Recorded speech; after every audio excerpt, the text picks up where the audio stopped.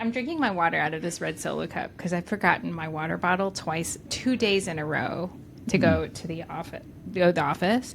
And it's like I'm totally lost without my water bottle. And then I was thinking about like when I was younger, before like everybody had water bottles all the time. And I was like, I guess I was just like dehydrated like all the time. Like, did we just all just walk around like dehydrated people all the time? I don't think kids need water. You know, No. just Kool-Aid. Yeah. 3, 2, 1, let's go. You've joined B2B Happy Hour with your hosts, Stephen Brent May and Hami Arrington. This is the place where B2B marketing meets BYOB. So pour yourself a glass, pull up a chair, and let's get this happy hour started.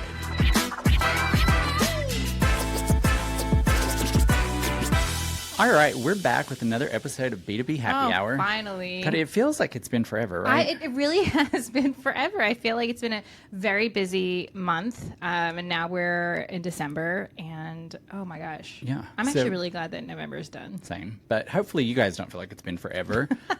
With that, please like, follow, subscribe, rate, review everywhere you listen to podcasts. That really helps us out to grow our viewership, which is something we're wanting to do, especially in 2026, which we will be talking about. Yes, getting ready for 2026. All right. But before we get ready for 2026, Hami, what are we drinking today? We're drinking a Sancerre, our favorite. This is a repeat. Yes, it is. And it is a Le Champ Clos. Le Champ Clos. Yes, Le Champ. Le Champ Clos. So, this is going to be that kind of episode. It is. 7 episodes in, and we're already repeating wine. Yes. Well, it's really good. It's really good wine. And it was a gift. And it was a gift. And you might be wondering, gosh, are they drinking another white wine? And we had a conversation about this earlier where, you know, there was a time where I think that people drank red wine. That was like the preferred. Right. But I feel like over time, maybe like a year and a half or so, right? Yeah. Yeah, a couple years. Yeah, that we've really turned those tides to white wine. I agree. I think there was a time when it felt like, you know, we were talking about parties and, you know, you would do like 2/3 red, 1/3 white, because most people drink red. Now it feels like it may be closer to 50-50, if not more white. But yeah, it's really interesting. I mean, I used to be exclusively red, rarely drink white wine. Once I really got into reds, I even have a giant tattoo of a glass of red wine on me. So, but I still love red. And yeah, I like red. I just don't like how it makes me feel. And so I have to watch myself. And then with white, you know, if you spill it somewhere. Yeah, then that's it's true. not a big deal. Or you could just be careful. I think you're underestimating how much wine I drink. That's also probably true. Speaking of drinking wine, Thanksgiving was just last week. Yeah. I drank more wine last week than I've drank in a long time. Really? Yeah. Okay. Especially Thanksgiving Day. I drank probably from noon until 11 o'clock that night. Oh my gosh. No. I drank probably noon until like 5 maybe or something like that. Yeah. What was But- your favorite thing that you ate at Thanksgiving? Favorite thing I ate? I don't know. That's hard because, I mean, I know it's frozen, but that mac and cheese. I love Beecher's mac and cheese. I love Beecher's cheese, actually. I just feel in like we general. should tell everybody that we spent Thanksgiving together. Yes. So we just had the same things in 2 separate locations. No, we had Thanksgiving together, and Hami made Beecher's mac and cheese, which is frozen mac and cheese from Beecher's, a cheesemaker based out of Seattle. They have delicious cheese, but their frozen mac and cheese tastes like homemade. Yeah, it really was good. And I'm not a mac and cheese person necessarily. So I really don't buy frozen mac and cheese very often either. But Costco had it. And I know that people love the Beecher's mac and cheese. So that's why I bought it. And it is, I mean, it's not cheap mac and cheese. No, it really isn't. Well, it's Costco prices. Yeah, but if you buy it like at H-E-B or Central Market, like a tray, standard size tray is like $12, Yeah. which is high. But anyways, mac and cheese is probably my favorite. And then, but I made a turkey breast, but we didn't have like the traditional whole turkey. this year?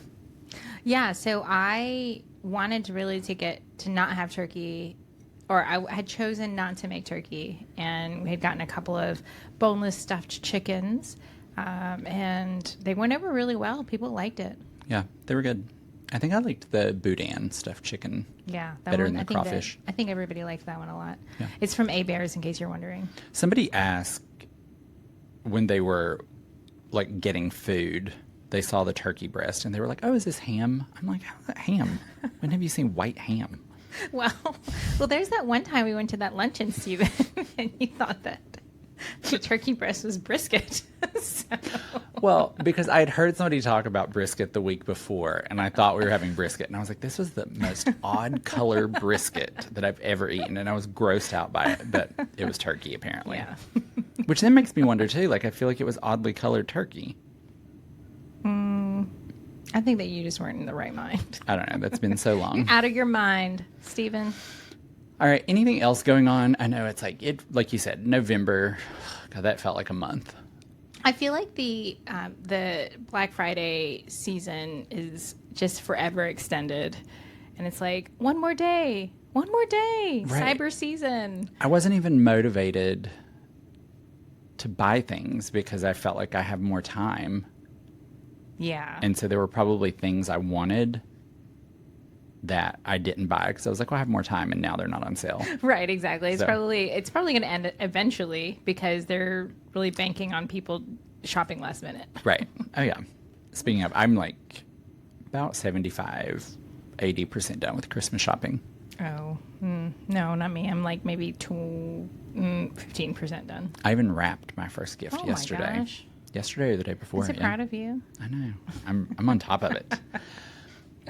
All right. We have talked about our wine. We've talked about what we've been up to, the holidays. But I feel like what people really want to hear about is what they need to be doing to get ready for 2026. Yeah. And what we mean by getting ready for 2026 is getting your marketing ready. Right.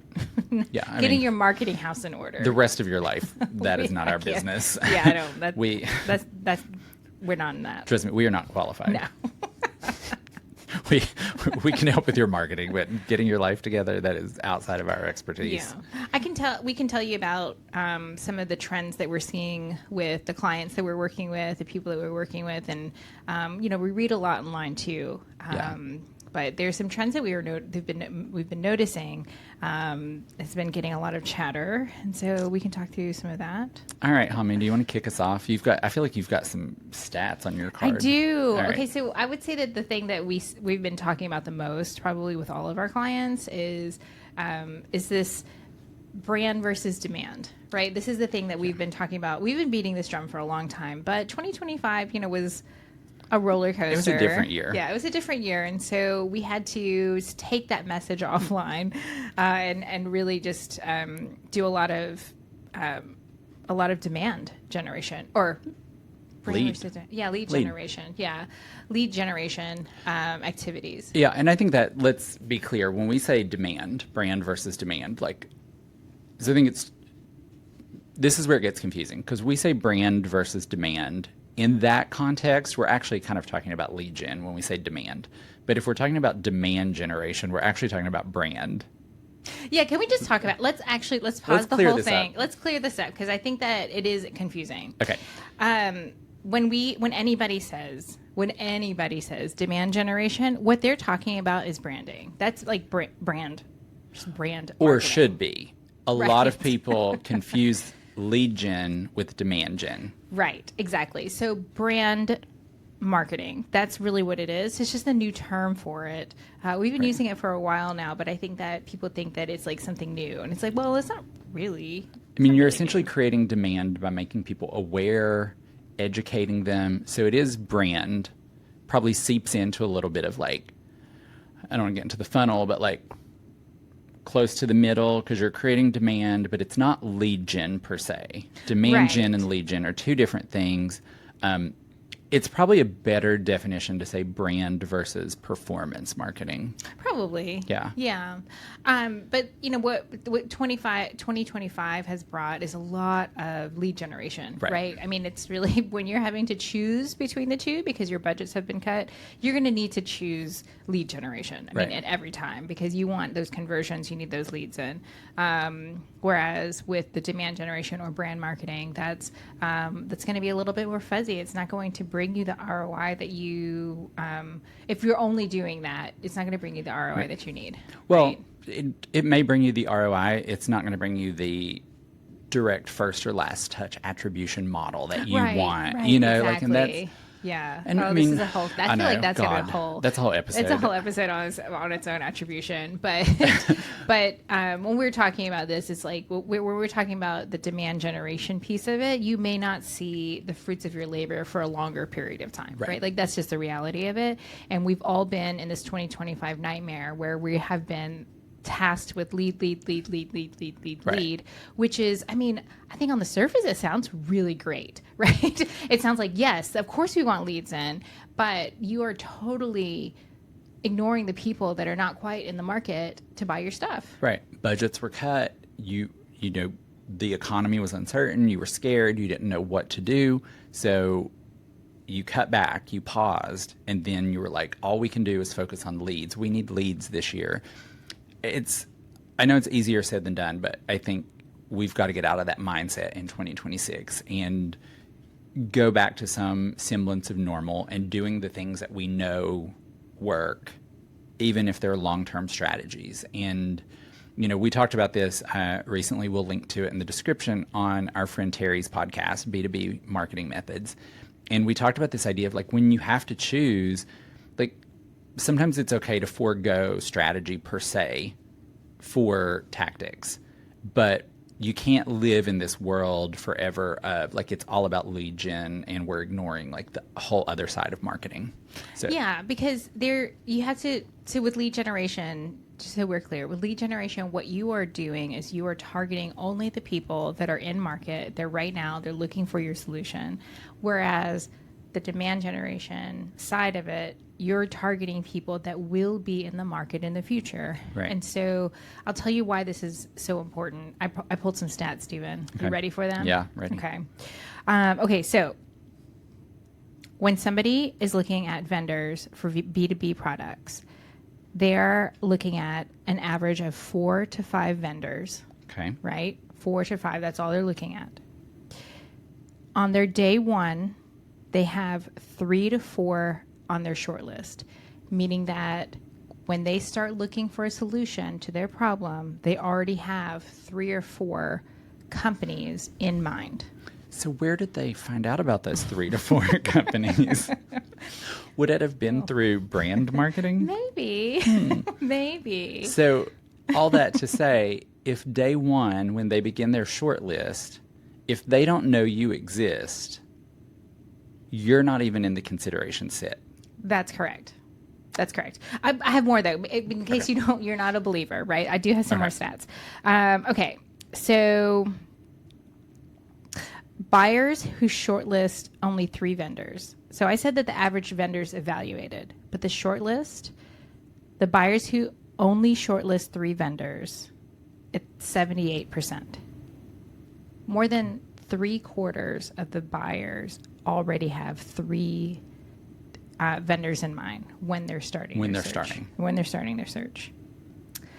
And then here's the kicker: deals won by vendors already on the early shortlist, 80 to 95%. So if they don't know you exist from day one, you are so far behind the 8 ball. Yeah. 5, you have, so I'm going to do reverse math this, okay? If they don't know about you on the day one, they're looking for a vendor or for whatever solution they're looking for, then you only have a 5 to 20% chance of winning that business. Yeah. That's like ridiculous, right? Yeah.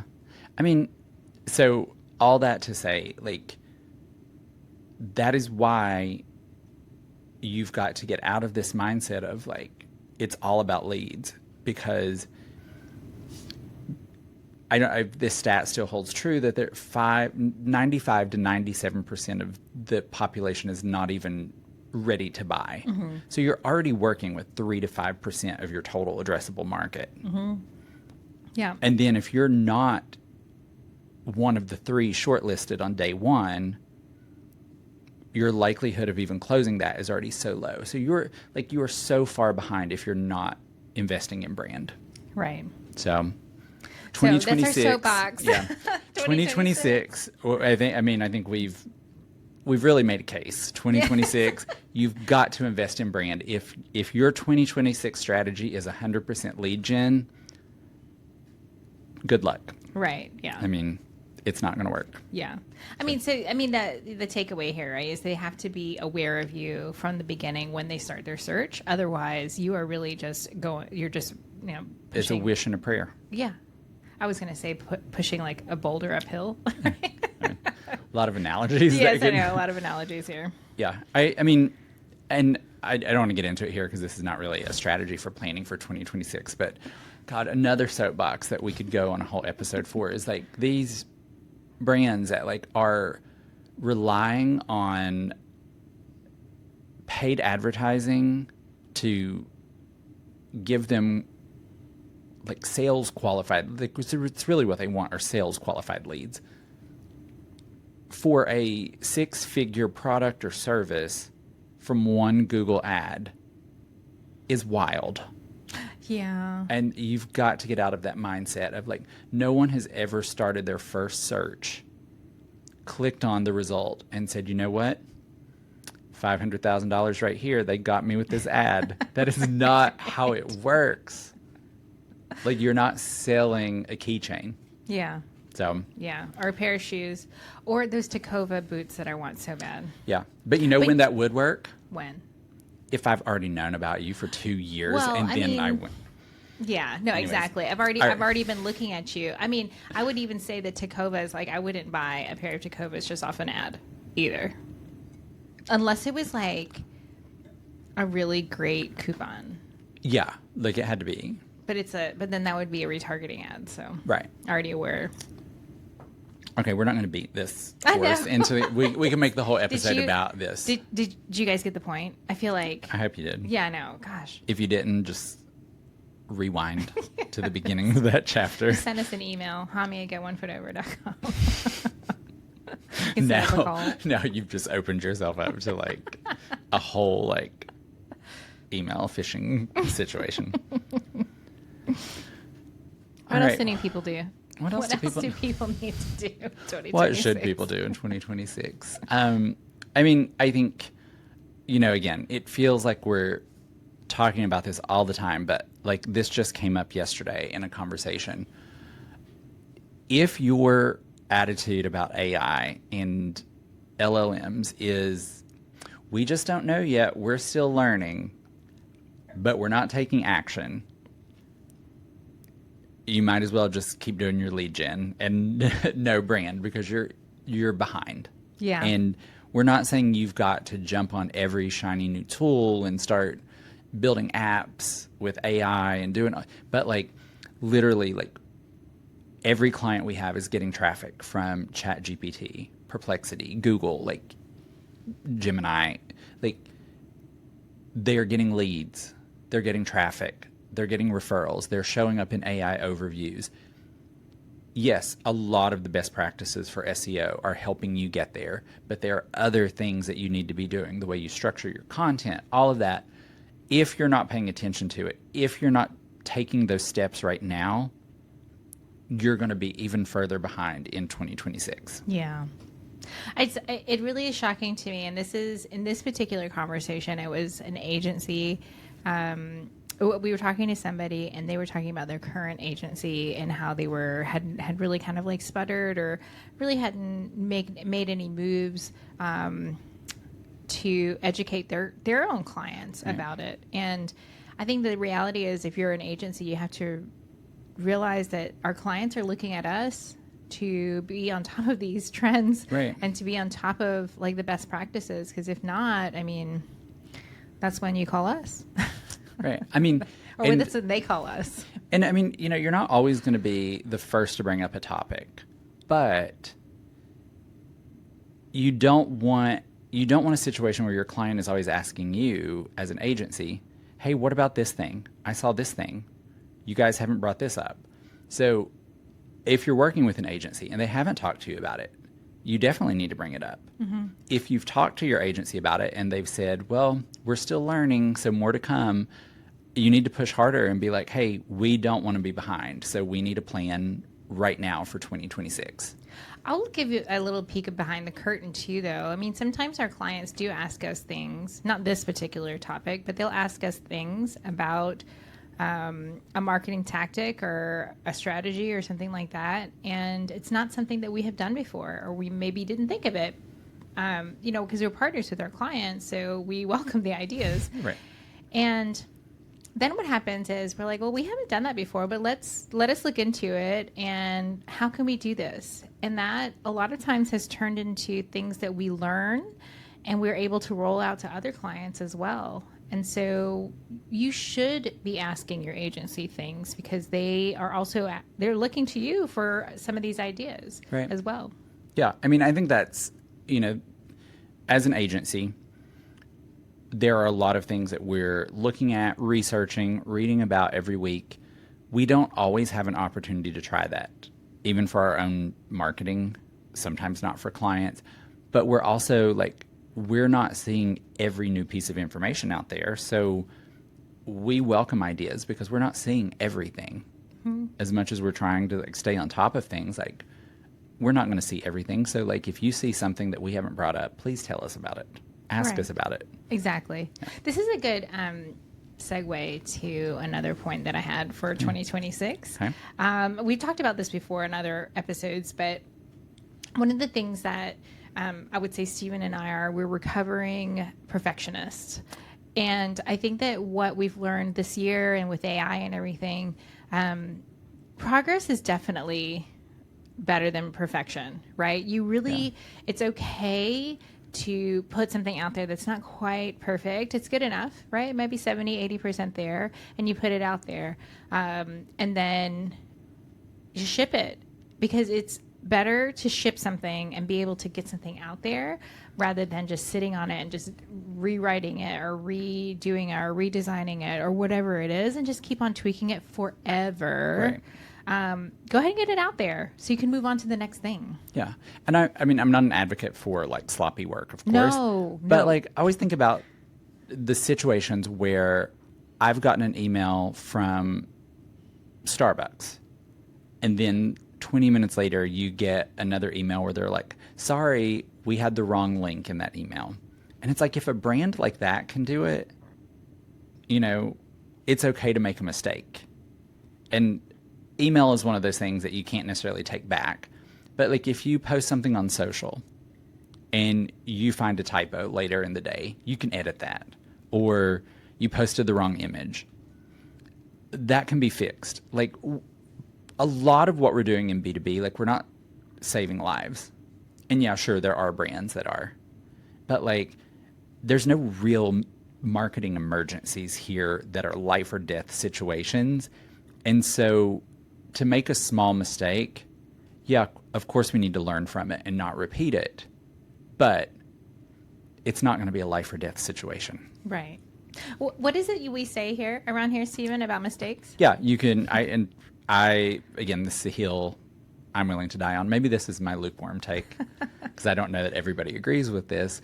But you can only make a mistake once, because once you've made that mistake and you've been corrected, you know why it was wrong, how to not do that again in the future.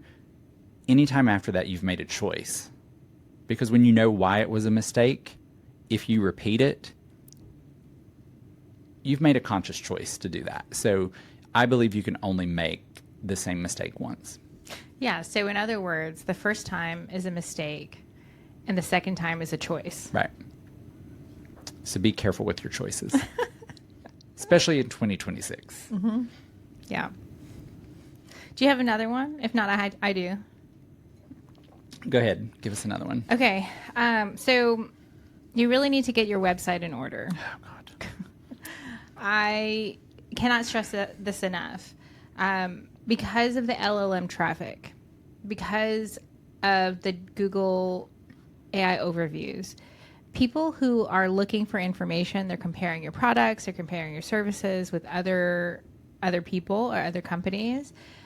They're doing their research all online, obviously, but they're not looking at your website necessarily as they're doing their research and as they're doing comparisons. So the moment they actually are hitting your website, that's actually a more qualified lead than it used to be, right? It used to be people would go on the website, maybe to kick some tires, look around, click around. But likely now what they're doing is they're going on ChatGPT, Perplexity, or whatever, getting all the information, or maybe even asking ChatGPT to make the comparison table for them, right? From the information for your website. That doesn't change. But what you need to do is be looking at that user journey on your site to make sure that you have all the pieces in place to create a conversion, encourage a conversion when they actually hit your site. So one of the things that's interesting here, thinking about a client that's in like the heavy industrial space, when we looked at what pages people were landing on from the LLMs, it was primarily blog post, really technical blog post. So they weren't landing on the home page. They weren't landing on a service page. They were landing on a blog post. So if that blog post does not have a path to conversion, if it's not easy for me to figure out if I land here, because I probably ended up on that blog post because I asked a very specific question to the LLM, or I went on a journey trying to find specific information, and I was told, hey, this company does what you're looking for. They talk about it in detail, not they have this surface level service page. So if you don't have an easy path to get from this post to how I can contact you or how I can get more information, I think that's a missed opportunity. So I think when you're looking at your website, you need to think about, on these pages where I've got in-depth content, really technical expertise about a topic that a prospect is going to want to seek out, did I make it easy for them to go from that page to a place where they can contact me? Right. Yeah.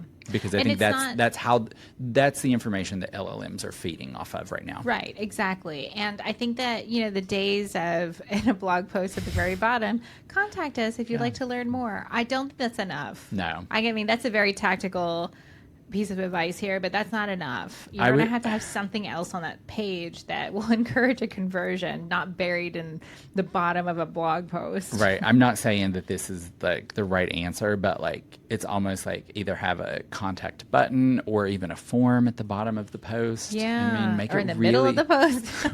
God. Or like, in the middle of the post. Or a pop-up that says, enter your email to continue reading this post, even though you could X out of it. No. Please don't do that.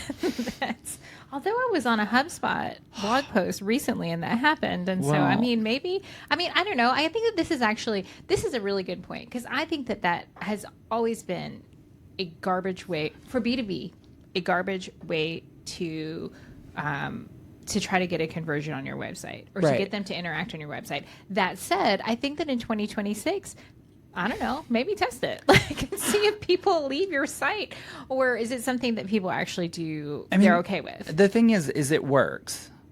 Like, or people wouldn't do it. Like, it works, but it's also so misleading. Like, and so I guess you have to balance, like, do I want to do good marketing, or do I want to do the easy marketing? Yeah. So, I mean, and maybe you test both. Yeah. And see which one works. I don't know. I think one of the things about 2026, planning for it, and I know I kind of touched on this earlier with like, we've got to act differently than we did in 2025 from a marketing perspective. I think it's also we want to. I think everybody's tired. Yeah. It's been a hard year for marketers, and Yeah. not that it hasn't been for other industries, but like it's been a hard year for our industry. Yeah, for sure. And I think that it's because we have been in this like tactical stage, I would say, for the last year. I think a lot of people are ready to kind of step back and say, "Hey, what are we really doing here? Yeah. What's working? What's not working?" Do you have anything else? Because this actually is another good segue to my lukewarm take. I think I'm ready for this lukewarm take because I Okay. know what it is, and God, yes, I think it's important. Yes. Okay. So my lukewarm take is do less, but do it really well. Do less. So elaborate, please. Yeah. So I think that we have over the last, I don't know, maybe 10 years or so, we have been on this like hamster wheel of marketing content, and we have to put out campaigns and do more and put out pages. And, you know, I think that what's happened is now we're like, oh, we need new content. We need new content. We need new content. And we're on this hamster wheel, and it's just never ending. And I think the stuff that gets put out there is not as great. It's thin content. It's nothing that our audiences want. Everybody's putting out the same. Right. Especially now with the LLMs, you know, Right. you're just recycling content that's already been created. Right. So I think that you should do less, but do it really well. So step back and think about what you're really trying to do. What does your audience really want, and really put your efforts into those things that really matter. I know that we're always going to have deliverables. I mean, that's the reality of it. But let's reach back and see if there's anything that's in our, you know, that we've already created that maybe we can, I don't want to say recycle, because I don't think that that's the case. It's not recycling. Right. It's just promoting it more. I think promoting it more, but then also to your point, like, I think we get stuck in this mindset, and I blame. Here we go. let me place some blame. This is really. No pointing fingers, but you're going to point a finger. Who are you pointing it at? I mean, I think I blame everybody. I blame marketers for not defending their work or not feeling like they can. Mm-hmm. I blame executives for asking for things that don't move the needle because they don't understand the work. Mm-hmm. And so I think the blame is shared, but I think if we go back to this idea of like, what are we trying to do? It's almost like our clarity before tactics. Like we had a, you know, there was a reason for that. But what are we trying to do? And so if we're tasking our team, our agency, our internal folks with doing 15 things, and 10 of those don't move the needle toward our goal, then we can't expect those 5 to work because we're not giving our all to those 5 things. We're giving a little bit to 15 things because we feel like we've just got to do it all versus focusing on the things that work. Right. It's unsustainable. No, it's not. And it's, you know, it's that old adage about content, like you should spend 3 times as much time promoting it as creating it.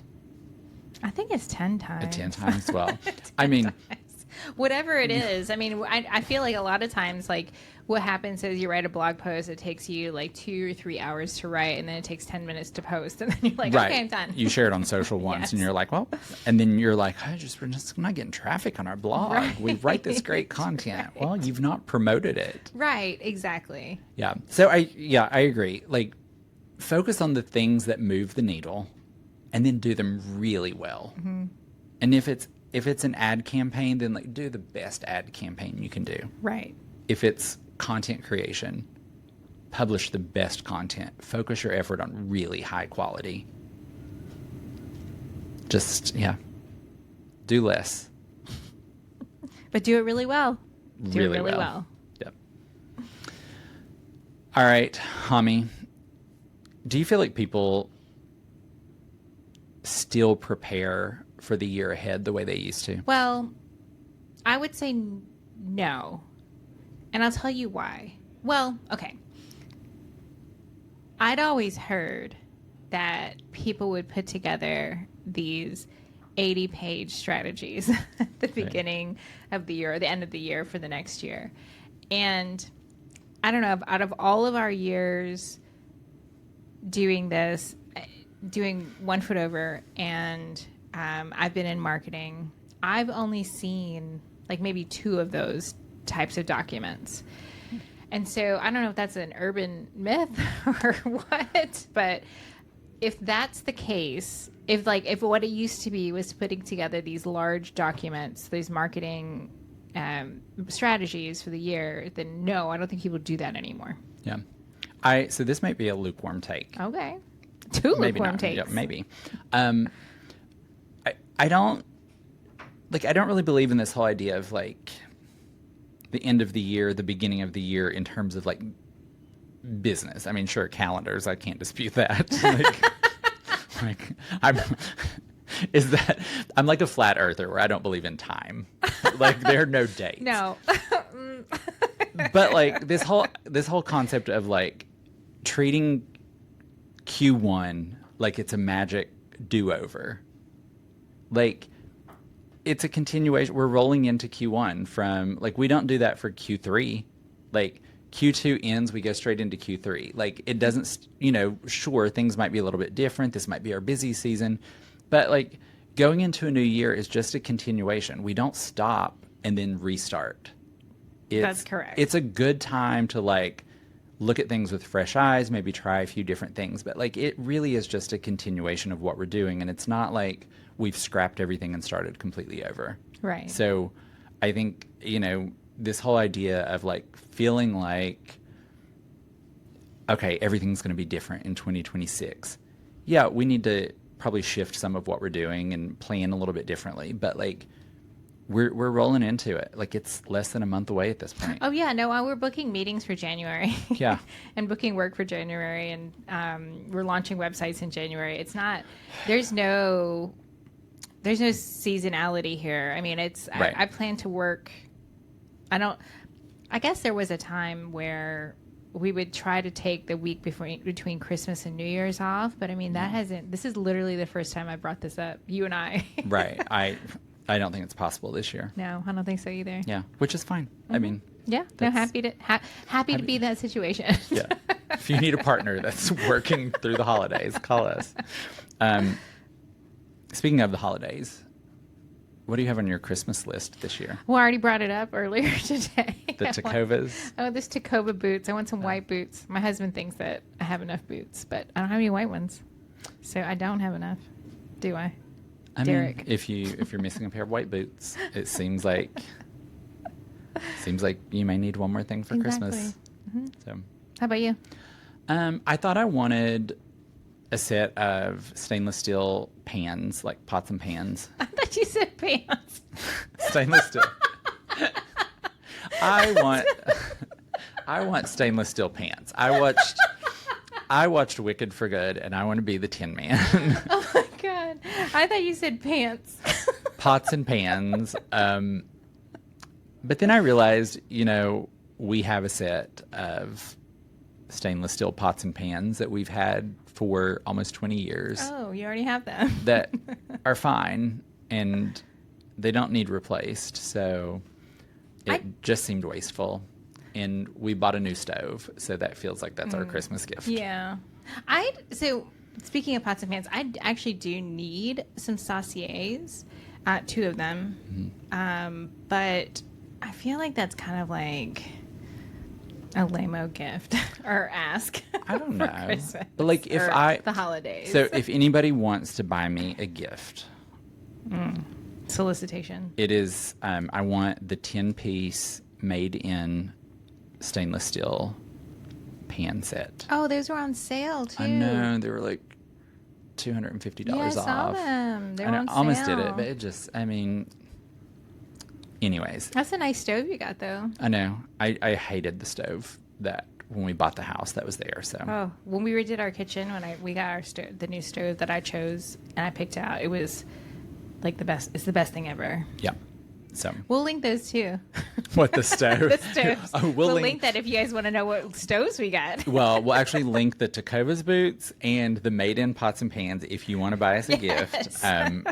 For all this work we've done on the podcast this year, feel free to buy us either one of those things linked in the description. Hami, let people know your shoe size for boots. Yes, of course. Yeah. All right. Oh, I'll put it in there, yeah. Yep. It's just like I'll just link to it. Pots and pans, they don't come in sizes, so it's just a 10-piece set. All right. I don't feel like we need to rate the wine again. We've rated it before. No, yeah. I mean, It's we a already Sancerre. voted. The second bottle means that we loved it. Right. So. So excellent Sancerre. You can't go wrong. And with that, we're excited that you stuck it out. There's only one more episode this year. Oh my gosh, I can't believe it. We will have one more episode in 2025, and then we'll take a short break before we kick back off in 2026. We will not be a statistic. No. What is it they say? Like most podcasts only make it to 7 episodes? Yeah, something like that. So this is episode 7. We will make it to 8. in 7 episode 2025. itch. Yeah. Seventh episode itch. So we are not a statistic. No. But with that, follow, subscribe, rate, review, and we will see you the end of this year. Yeah. Cheers. Cheers. 3, 2, 1. Let's go. Thanks for listening. Be sure to subscribe on Apple Podcasts, Spotify, YouTube, or wherever you listen to podcasts. We'll see you at the next happy hour.